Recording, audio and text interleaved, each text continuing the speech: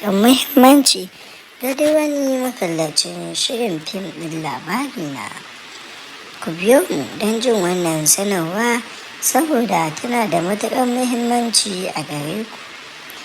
Amma kafin nan, idan ka san wannan ne zuwanka na farko nan tasha tamu, ku yi mana subscribing sannan ku danna mana alamar ƙararrawa. Da zarar mun saki shirye-shiryenmu za a yi muku alamar sanarwa.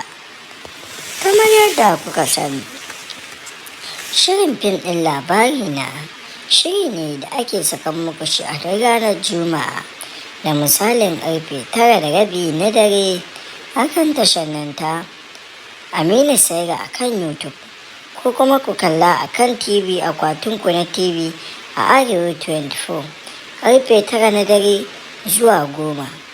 A hutun an tafi yanzu haka an tafi hutun shirin fim ɗin Labarina. Za a ɗora muku shi nan da ba daɗewa ba.